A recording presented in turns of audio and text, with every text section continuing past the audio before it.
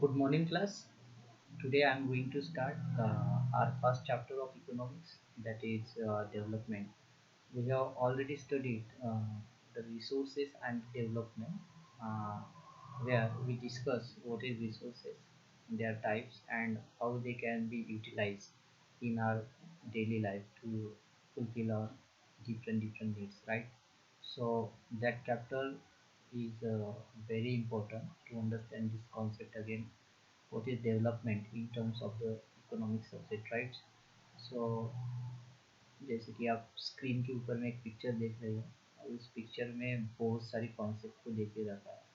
तो इससे यहाँ पे मैं ये बताने की कोशिश कर रहा हूँ आपको कि ये जो इकोनॉमिक्स का फोर्थ चैप्टर है डेवलपमेंट, इस चैप्टर में हम बहुत सारी अलग अलग कॉन्सेप्ट को स्टडी करने जा रहे हैं। जैसे कि डेवलपमेंट क्या है, डेवलपमेंट के एस्पेक्ट्स क्या है, और डेवलपमेंट की जो एस्पिरेशंस होती है, individual aspirations, community aspiration, national aspiration and international aspirations, their impacts, how the development is development for one and not development for others.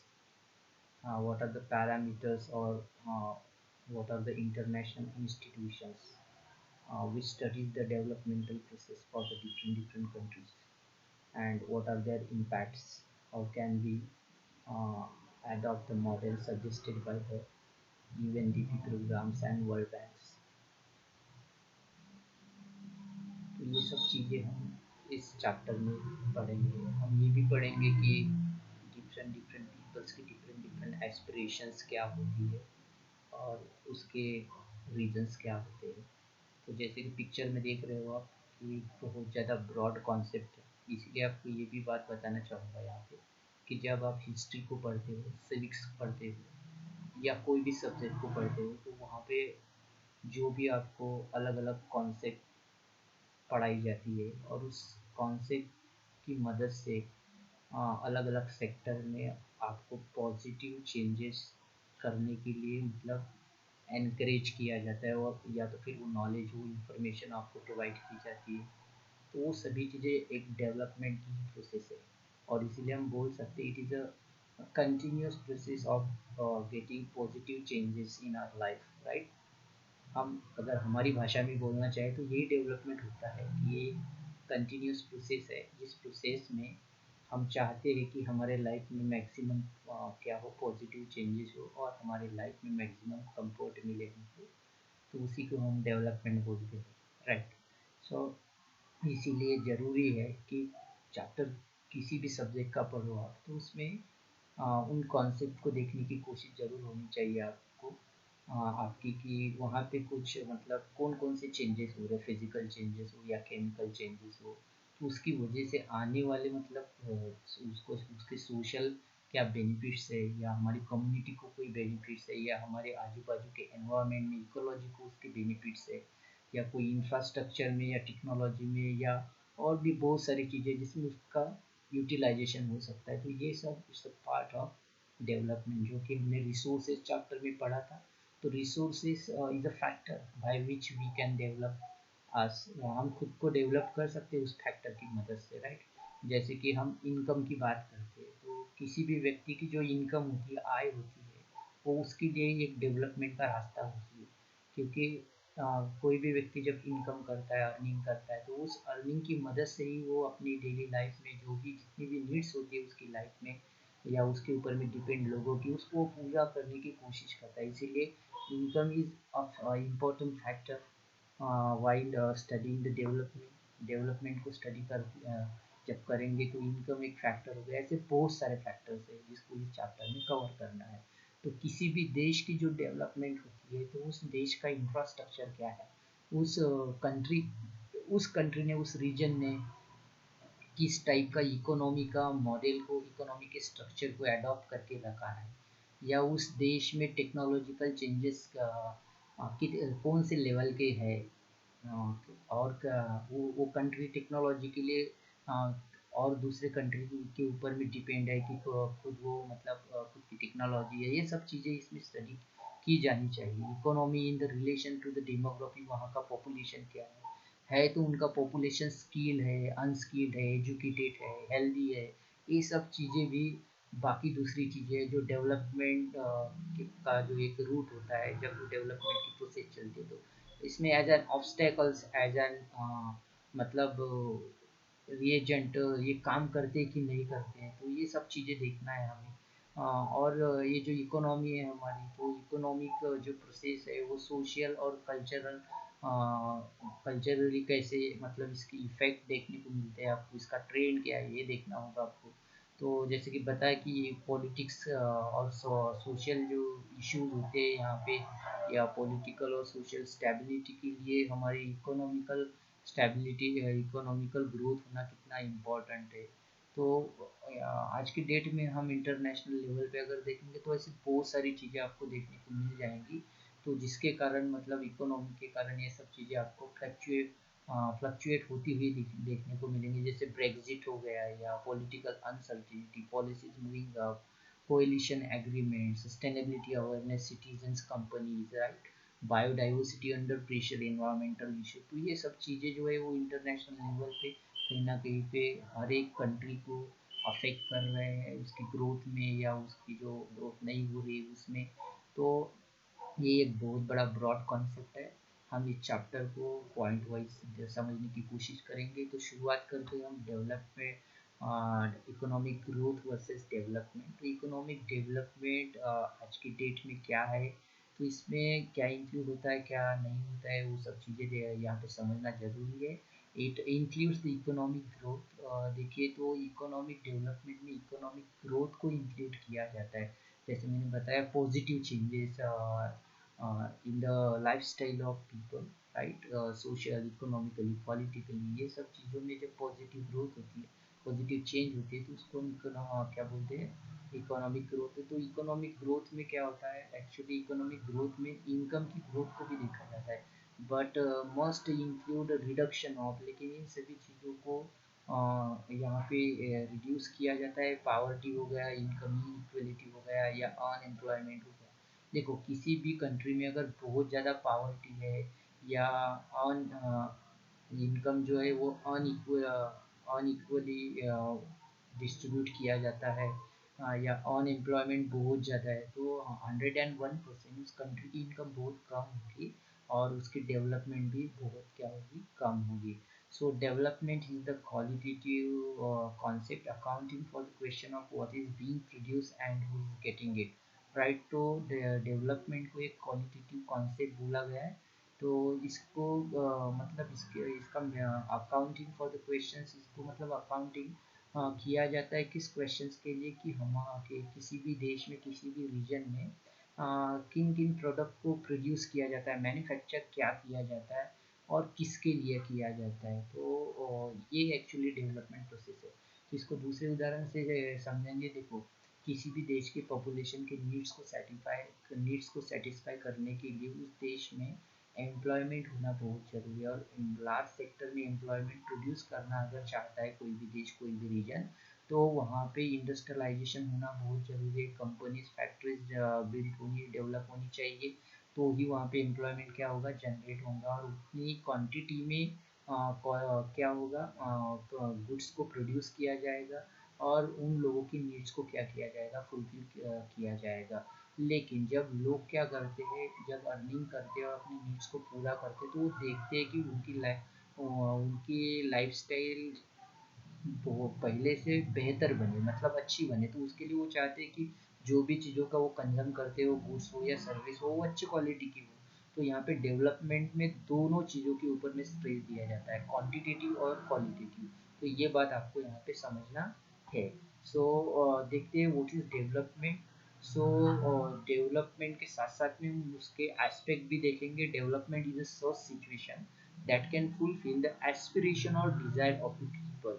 तो डेवलपमेंट एक सिचुएशन है, एक स्थिति है, कंडीशन है, तो जिसमें क्या किया जाता है कि लोगों की जो एस्पिरेशन होती है, what is aspiration, a strong ambitions, right, उनकी बहुत बहुत ज़्यादा महत्वाकांक्षी जो लोग होते हैं, या जो भी इच्छाएं होती है लोगों की, तो उसको पूरा करने की जो एक सिचुएशन है, राइट। वो और उस सिचुएशन की जो प्रोसेस है उसको हम क्या बोलते हैं यहाँ पे, डेवलपमेंट बोलते हैं। तो इसके अलग अलग एस्पेक्ट हो सकते हैं। तो आपको एक एग्जाम में क्वेश्चन पूछा जाता है what is development and what are at least two aspects of development. So हम एस्पेक्ट की बात करेंगे यहाँ पे, इट इज द प्रोग्रेस और improvement in the life style of the people. तो पहला एस्पेक्ट ये है इसका, life style of the people, की लोगों की जो लाइफ स्टाइल है उसमें इम्प्रूवमेंट होनी चाहिए, उसमें प्रोग्रेस होनी चाहिए।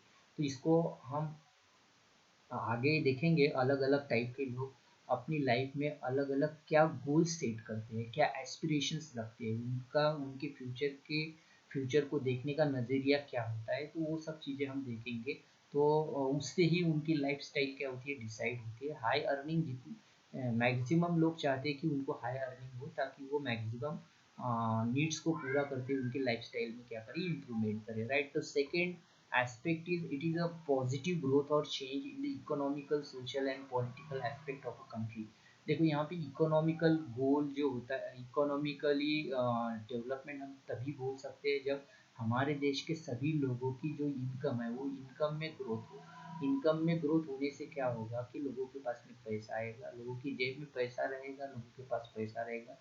तो वो क्या करेंगे, अपनी अलग अलग नीड्स को अलग अलग मतलब अच्छे प्रोडक्ट से या सर्विस से क्या करेंगे, फुलफिल करेंगे, सेटिस्फाई करेंगे, और उससे उनके लाइफ स्टाइल में सुधार आएगा। और वो सोशली भी क्या हो जाएंगे, एक्टिव हो जाएंगे, अपने बच्चों को अच्छी एजुकेशन देंगे, उनको अच्छी स्किल देंगे, ताकि वो आगे जाके अच्छी अर्निंग कर सके और हमारे देश के इकोनॉमिक डेवलपमेंट में कंट्रीब्यूशन कर सके। और साथ साथ में वो पॉलिटिकली जो उनके राइट्स है उसके कंट्री ने जो उनको प्रोवाइड किए, उनके उनको लेने के लिए वो अगर एजुकेटेड है तो प्रोटेस्ट करेंगे, वो राइट्स को एंजॉय कर पाएंगे। तो इसीलिए काफ़ी कुछ हद तक डिपेंड करता है ये एस्पेक्ट किसी भी इंडिविजुअल्स, कम्युनिटी या किसी भी कंट्री के लिए, कि वो इकोनॉमिकली, सोशली और पॉलिटिकली क्या हो, डेवलप हो। So there are these two aspects. The first is lifestyle of the people, and second is economical, social, and political aspects. Right? So you have to remember this. सो हम एक formula देखेंगे यहाँ पे कि actually economic development क्या होता है। तो इकोनॉमिक डेवलपमेंट में मॉनिटरी बेसिस पे इसको, इस फार्मूला को कैलकुलेट किया जाता है। आप बोलोगे सर मॉनिटरी बेसिस क्या होता है। तो मॉनिटरी बेसिस में क्या होता है, पैसे को कैलकुलेट किया जाता है, कैपिटल को कैलकुलेट किया जाता है। तो ऑन दैट बेसिस हम बोल सकते हैं, देखो किसी भी देश के डेवलपमेंट के लिए, जैसे मैंने बताया आपको कि वहाँ पे रोजगार होना चाहिए, वो फिर किसी भी फील्ड में, और रोजगार देने वाले लोग कहाँ पे बैठे होते हैं, अलग अलग ऑफिसेस में बैठे होते हैं, कंपनीज में बैठे होते हैं, कारपोरेट सेक्टर में बैठे होते हैं, ठीक है।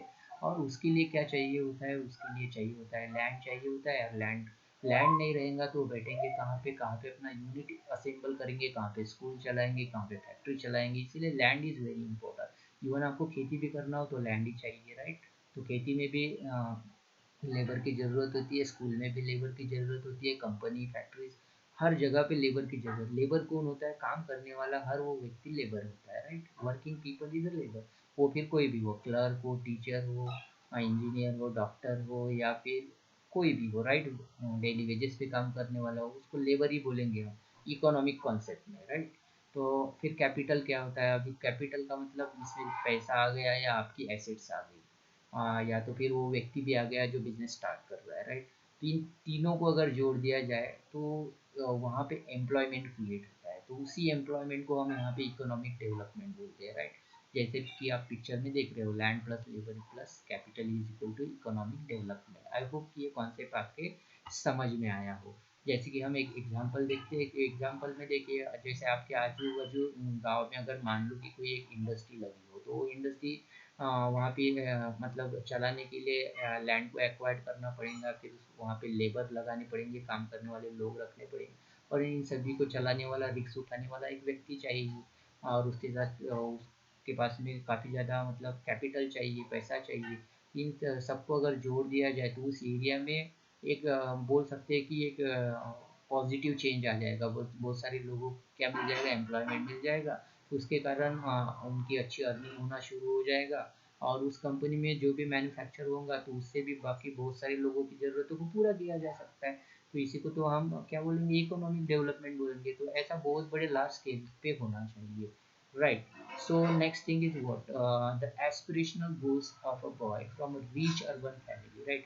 तो देखिए आप बोलोगे सर कि हम डायरेक्ट डायरेक्ट ये क्या पढ़ रहे हैं अभी, the aspirational goals of a boy from a reach urban family. देखो, तो हम इसलिए ये पढ़ रहे हैं कि डेवलपमेंट को हमने समझा कि डेवलपमेंट एक पॉजिटिव चेंज होता है जो लोगों के लाइफस्टाइल में आता है, या तो फिर उनकी उनको सोशली उनकी प्रोग्रेस होती है, इकोनॉमिकली होती है और पॉलिटिकली भी होती है। लेकिन देखो बेटा, डेवलपमेंट कॉइन, जैसे कॉइन को टू साइड्स होती है, वैसे डेवलपमेंट की भी दो साइड होती है। एक साइड में तो इसके एडवांटेजेस होते हैं और दूसरे साइड में इसके डिसएडवांटेजेस भी होते हैं, राइट? देखो, हम डेवलपमेंट कर रहे हैं तो पोल्यूशन भी तो फ्री में मिल रहा है ना आपको, राइट?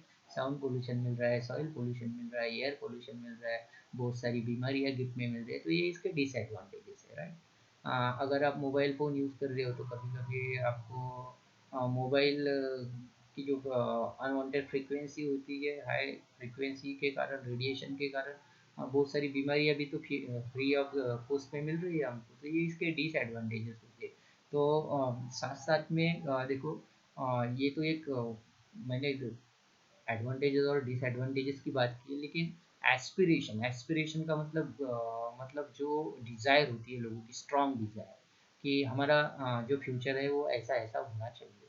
तो हम उस एस्पेक्ट में यहाँ पे वो उस लड़के का यहाँ पे उदाहरण लेंगे जो एक बहुत रिच फैमिली में से आता है, अर्बन एरिया से, राइट?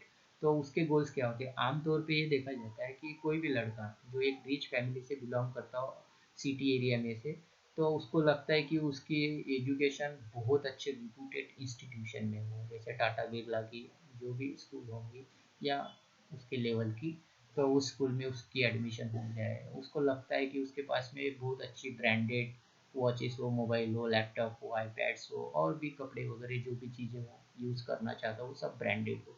तो ये मतलब आमतौर पे देखा जाता है।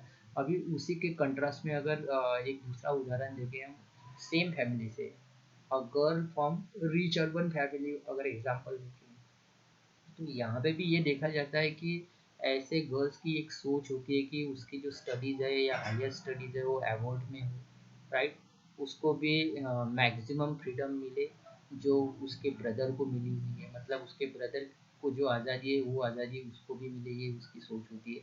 Should be able to decide what she want to do, और उसको ये भी लगता है कि वो इतनी आज़ाद होनी चाहिए कि उसे जो अच्छा लगता है, सही लगता है वो करने के करने में उसको रोका नहीं जाए, जैसे उसके भाई को नहीं रोका जाता है। She would like to go for the professional education and then pursue job. उसको लगता है कि वो अपनी पढ़ाई पूरी तरह से करे, उसके बाद में कोई प्रोफेशनल ट्रेनिंग करे या एजुकेशन ले, डिग्री ले, और उसके बाद में वो जॉब करे। तो ये सब चेंजेस देखे जाते हैं। तो यहाँ पे देखो, आपको ये पूछा जाता है कि क्वेश्चन पूछा जाता है एग्ज़ाम में कि जो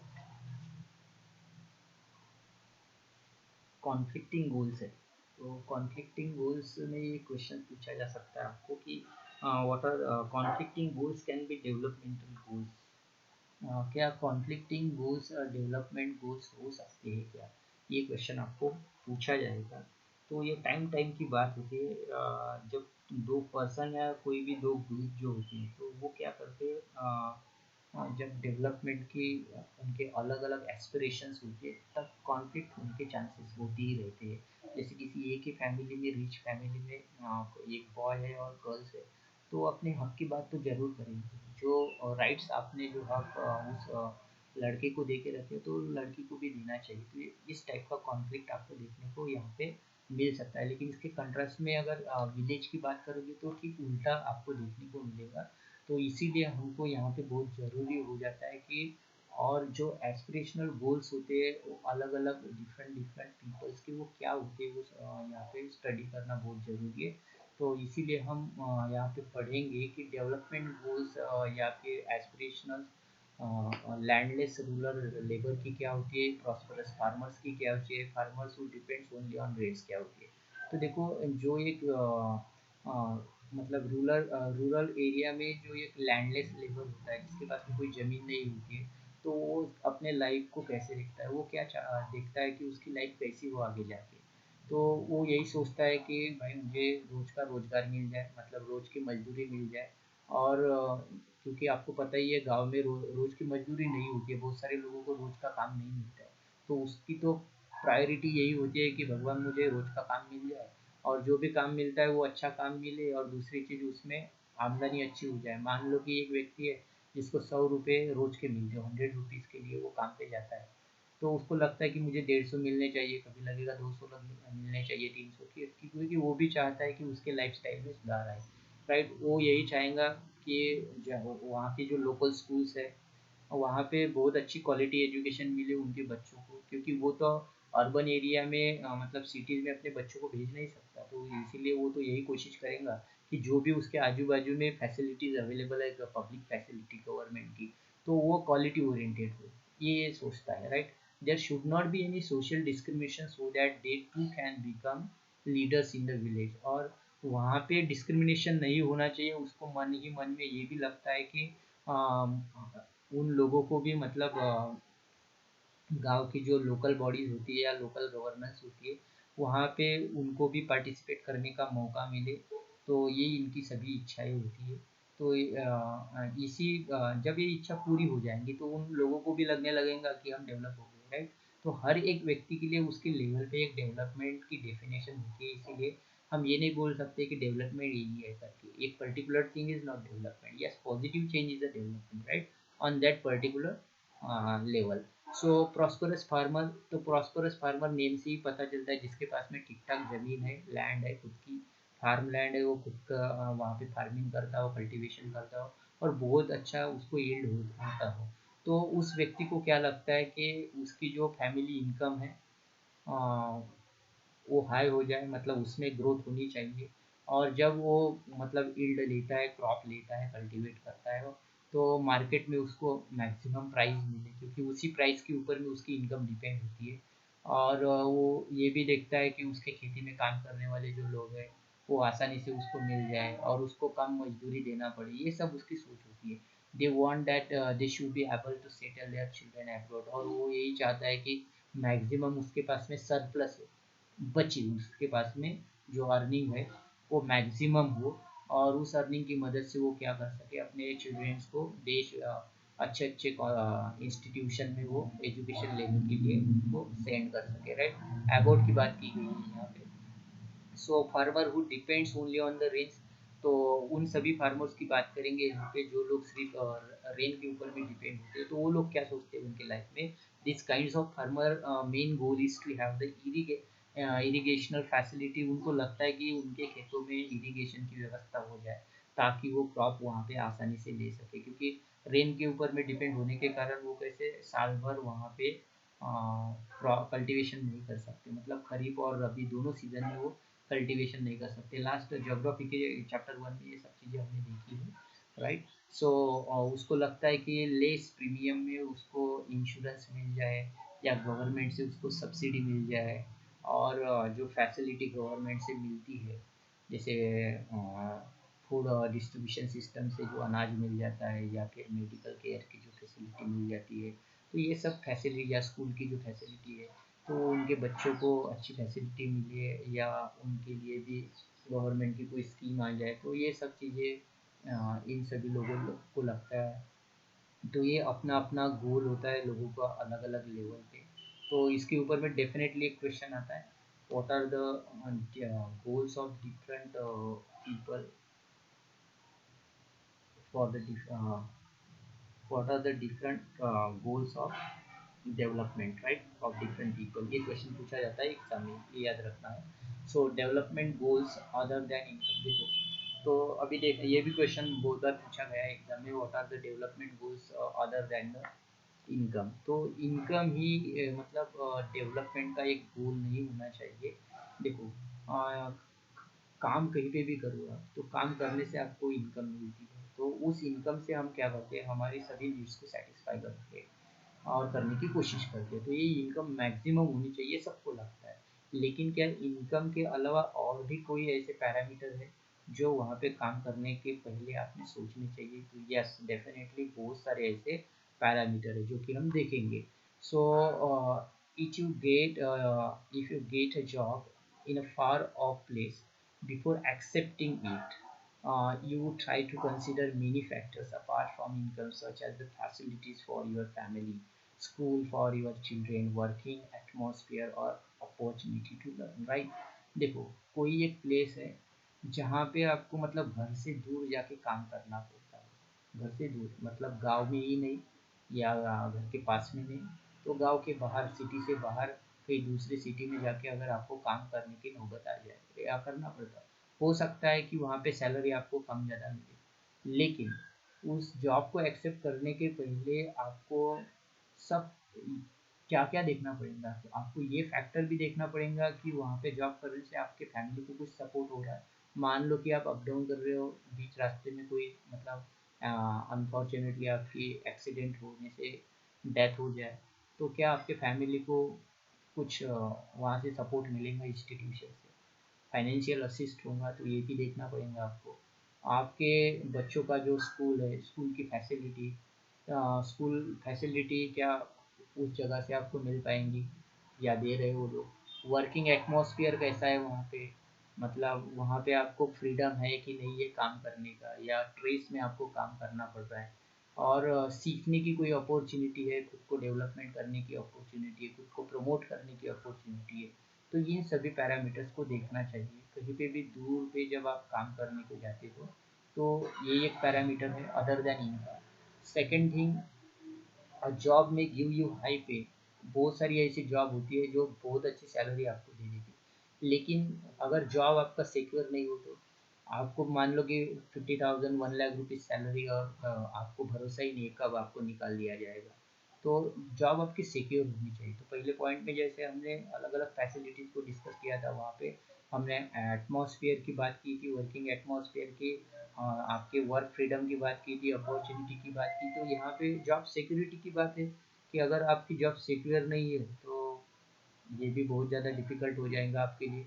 अगर आप आपके फैमिली को टाइम नहीं दे सकते हो, no time for your family, तो this will reduce your sense of security and freedom. तो इससे आपका जो सेंस है एक सिक्योर जॉब का और अपने वर्किंग वर्किंग का जो फ्रीडम वर्किंग है, तो यहाँ पे कहीं ना कहीं पे यहाँ पे रिडक्शन देखने को मिलता है आपको। तो ये भी देखना होगा आपको।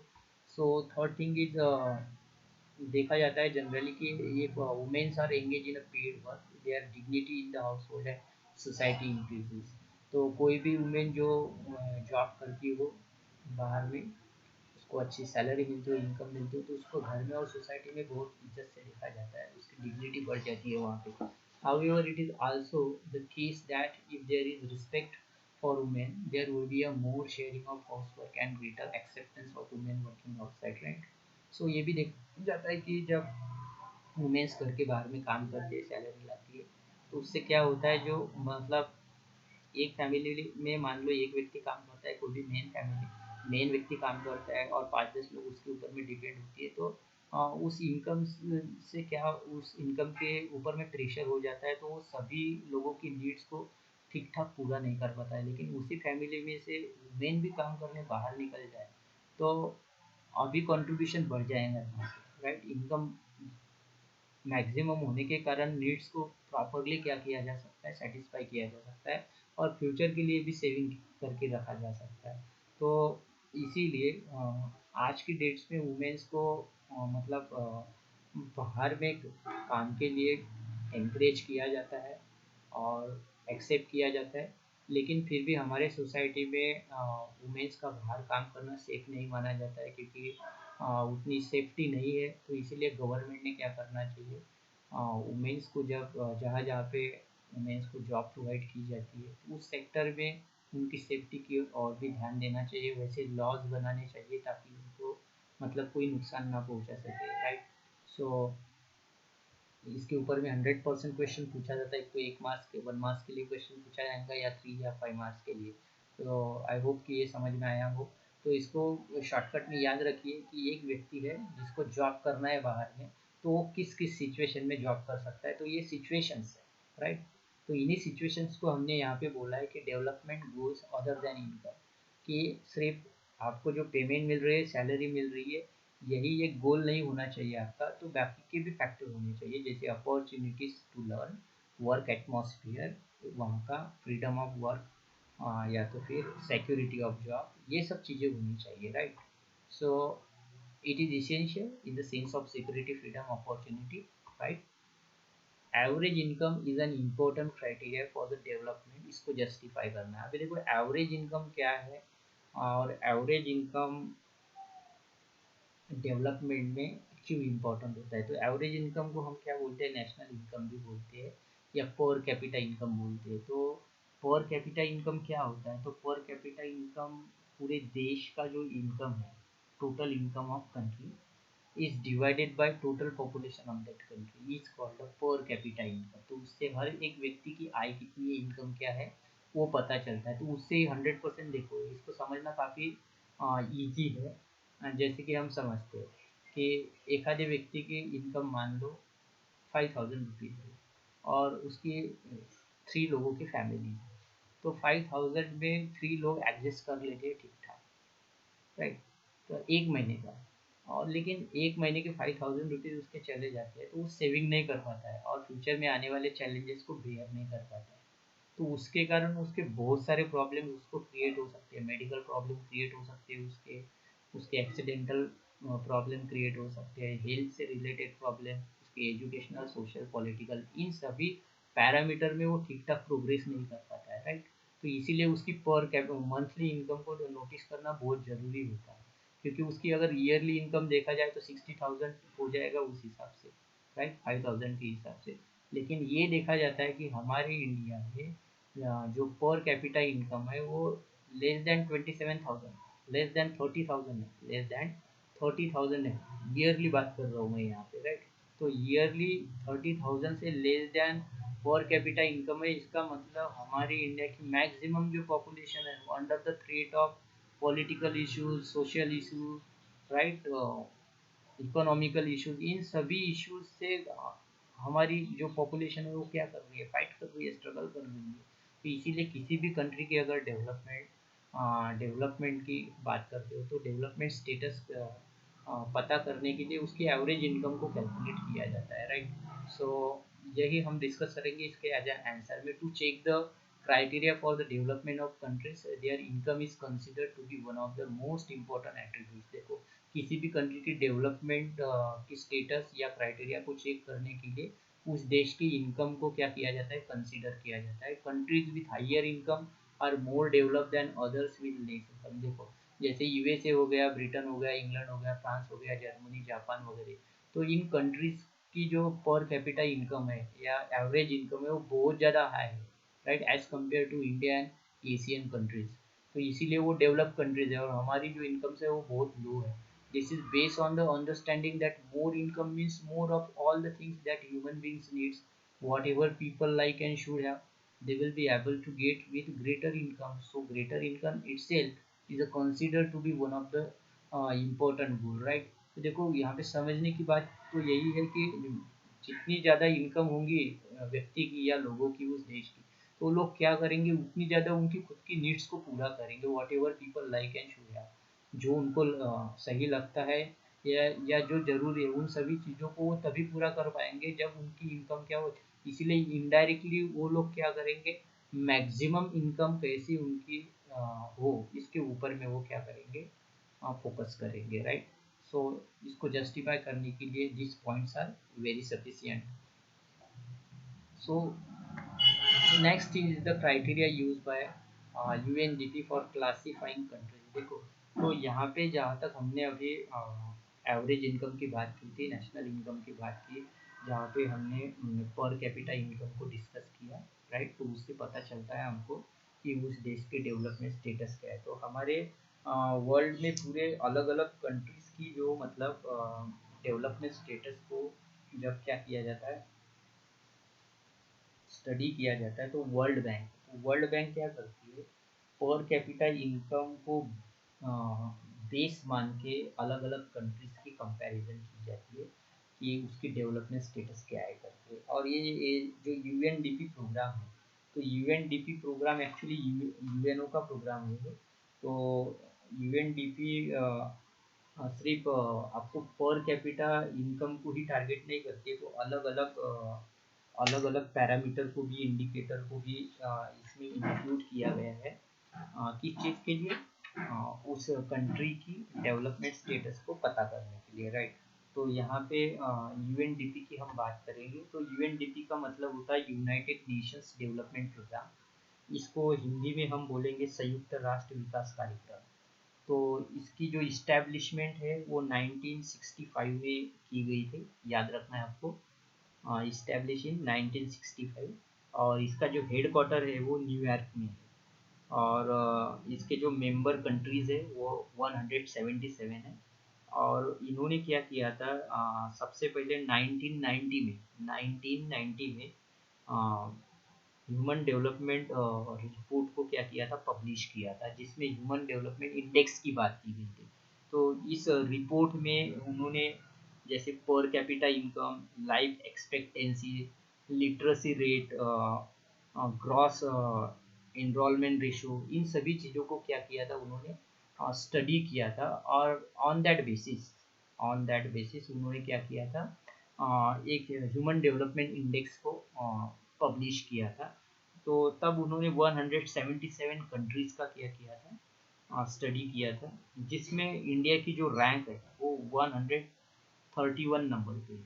और हमारा जो नेबर है श्रीलंका, तो उसकी जो रैंक है वो है 73 नंबर पे। तो इससे पता चलता है कि श्रीलंका हमसे काफ़ी ज़्यादा डेवलप है एज़ कम्पेयर टू। देखिए, इंडिया वैसे इंडिया का एक्सटेंट बहुत ज़्यादा है, डाइवर्सिटी यहाँ पे, पॉपुलेशन बहुत ज़्यादा है, तो उसके कंपैरिजन से देखा जाए तो इंडिया आगे है। लेकिन श्रीलंका इस रिपोर्ट में, मतलब पर capita income, life expectancy, literacy rate और ग्रॉस एनरोलमेंट में इंडिया इंडिया से काफ़ी आगे है श्रीलंका, राइट।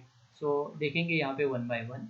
तो ये यूएनडीपी क्या करता है, ह्यूमन डेवलपमेंट इंडेक्स को कैलकुलेट करता है। तो पर कैपिटा इनकम जैसे मैंने बताया, with the total national income of the country is divided by its population, we get the per capita income, right।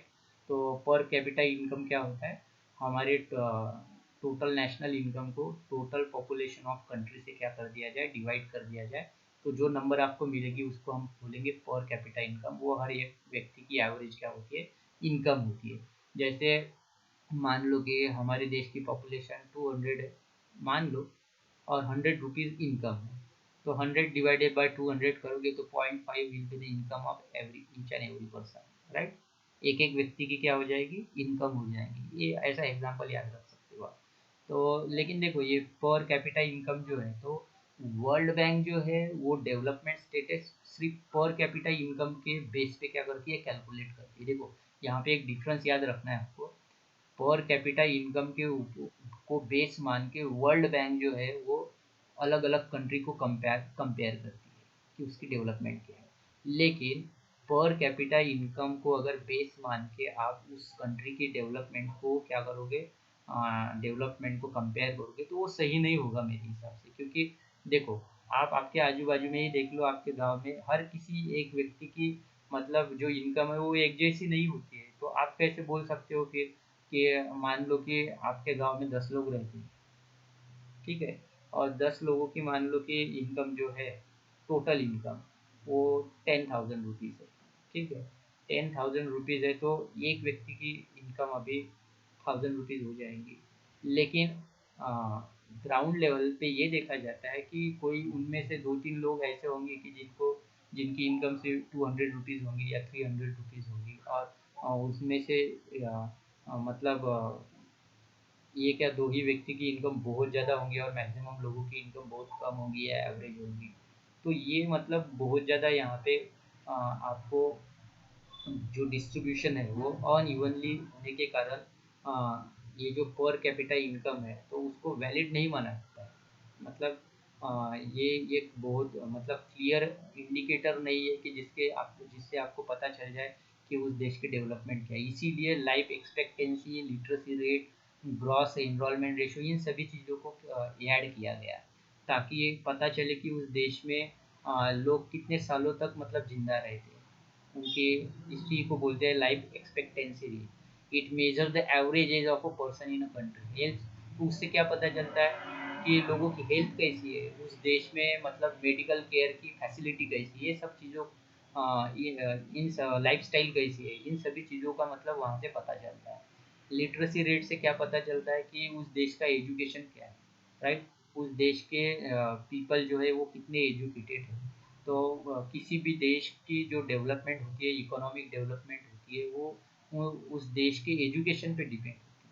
अगर उस देश के लोग एजुकेटेड नहीं होंगे, स्किलफुल नहीं होंगे, तो उस देश में मतलब टेक्नोलॉजी को एडॉप्ट करना और उसको यूज़ करना काफ़ी ज़्यादा डिफिकल्ट हो जाता है। इसके अलावा ग्रॉस एनरोलमेंट रेशियो है, it measures the education gain at three level, at the primary, secondary and higher education level.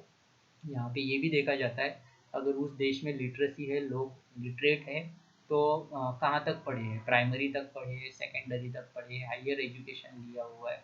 क्योंकि उस हिसाब से वहाँ पे क्या होता है, मतलब एम्प्लॉयमेंट जनरेट होता है। तो उस हिसाब से वहाँ पे इंडस्ट्रीज डेवलप होती है, उस हिसाब से वहाँ पे कारपोरेट्स डेवलप होती है। इसीलिए ये भी पता करना बहुत इम्पोर्टेंट होता है।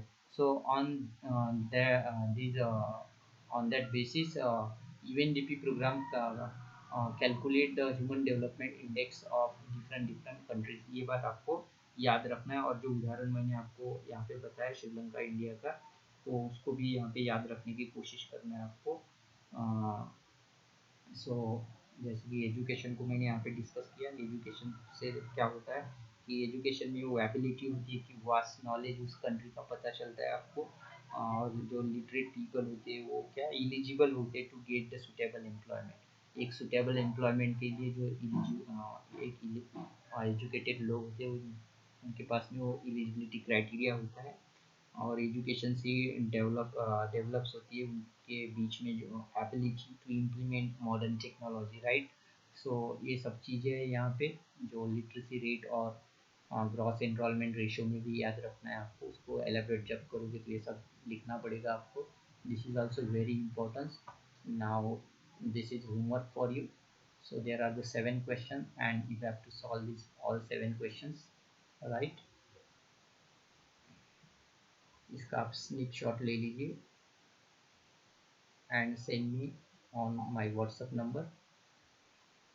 So define economic development. What are different aspirational goals for different people? What are developmental goals other than income? Conflicting goals can be developmental goals. Elaborate with example। जो मैंने वो example बताया था आपको, a boy from rich urban family and girl from rich urban family, तो उसका example यहाँ पे लिख सकते हो। What is national income? Write about UNDP program. What is per capita income or average income, right? Thanks for watching this video. See you in the next video.